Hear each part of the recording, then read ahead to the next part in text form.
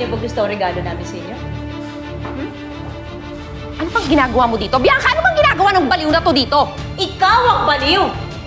At kayo, kay ni Dennis, kayo ang dapat magpaliwanag. Okay. Everyone, I'm Ami Valeroso. And this is my daughter, Amelia. Ako lang naman ang dating asawa ni Dennis. Kinulong ako ni na Charlene at Dennis dito sa bahay ko. Dito mismo sa basement ng bahay ko ng 1 buong taon. Habang iniintay nila na maanal ang kasal namin ni Dennis. At na mangyari yon, pinagtangkaan nila ako. At sila rin ang pumatay sa nanay ko. Hindi totoo yan. Sinungaling ka! Sinungaling ako! Huwag kang makialam. Ano ba?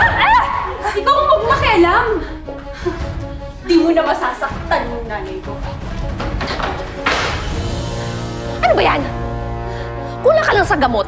Alam mo pa, iinumin kita. Kulang-kulang kasi ang utak mo. Oo, ikaw ang kulang-kulang! Kulang ka sa sampal! Yan dahil sa pag-agaw ng asawa ko. Ito dahil ginawa mo akong baliw! At ito dahil ang nanay ko! Gusto ka lang ka! Mamatay tao ka! Lumayas ka sa bahay namin! Lumayas ka sa bahay namin! Kapal na mukha mo, Dennis! Kayo ang aalis, hindi kami! Mga sir! Mga sir! Mga sir! Sila po. Teka. Naaresto ka namin, Mr. Lee Sanseto, Pulis ako.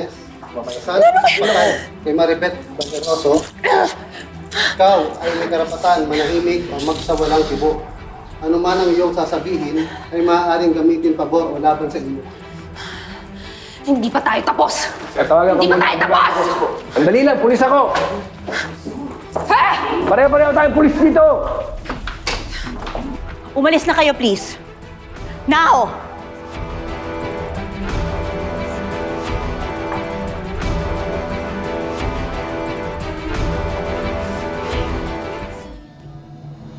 Hoy! Hoy! Ano ba? Nasaan na yung abogado ko? Ang bihira naman, no? Ilabas nyo nga ako dito! Ang baho-baho pa dito! Yung mga kasama ko, amoy putok! Hoy! Bastos yung bunganga mo ah. Ano ba? Kayo mo ba talagang manahimik? Bakit gusto mo yung bibig mong paputokin namin? Bakit? Kung kayo sanay na kayo sa mga amoy ninyo, pwes ako hindi. Ang baho nyo. Kaya pwede ba? Lumayo-layo nga kayo. Ano? Kayo mo talagang manahimik ha? Oh! Ano? Ano ba?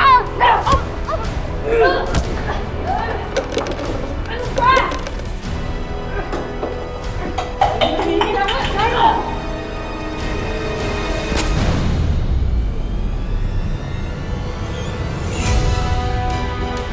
Yan, mananahimik ka na!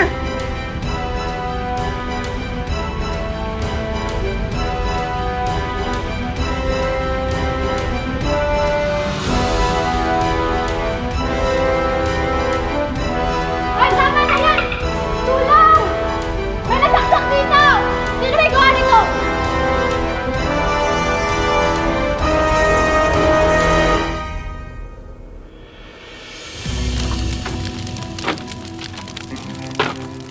Diyan sila nababagay. Basura.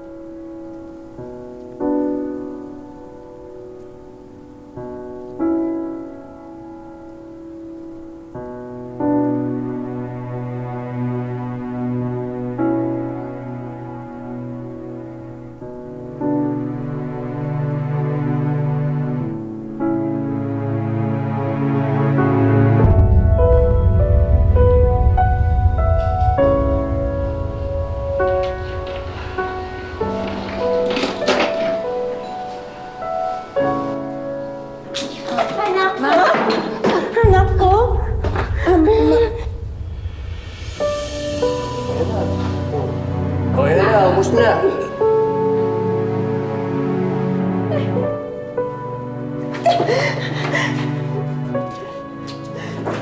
Ang tagal kong nabuhay sa bangungot na to.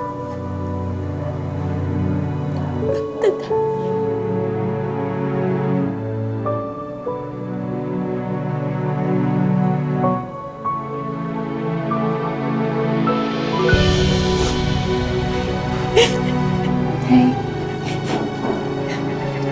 tapos na yung bango.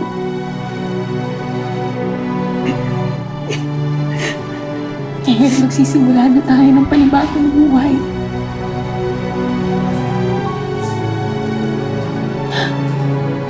Nandito na ako, Nay. Buo na ang buhay ko. Tapos kasama na kita na.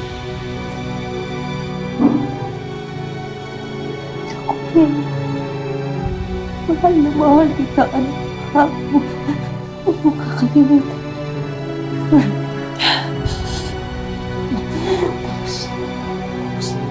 Mahal kita, Nay.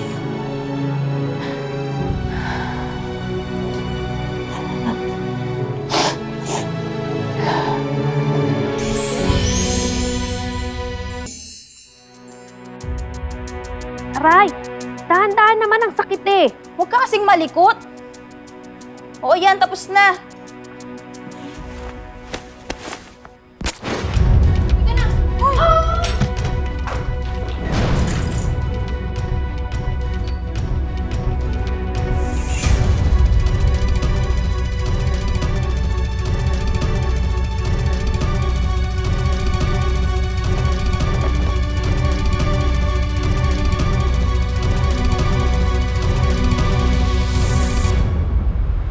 Ano pong iniisip niyo, Nay?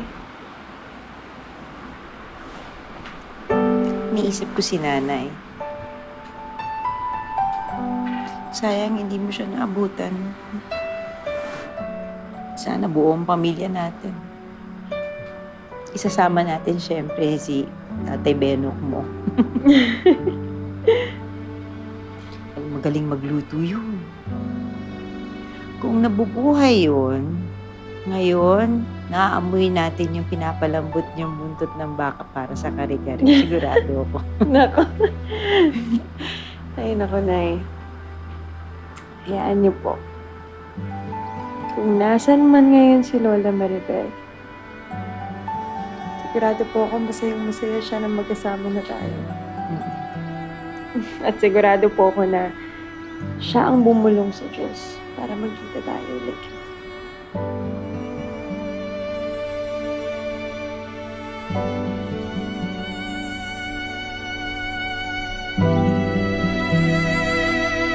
Maraming salamat sa pagsama sa ating istorya sa Tadhana. Nakaka-relate ka ba sa ating mga bida? Nako, i-comment mo na yan para sa iba't ibang kwento na punong-puno ng pag-asa at inspirasyon. Mag-subscribe na sa GMA Public Affairs at YouTube channel. I-click na rin ang bell button para lagi kang updated sa pinakabagong storya ng Tadhana.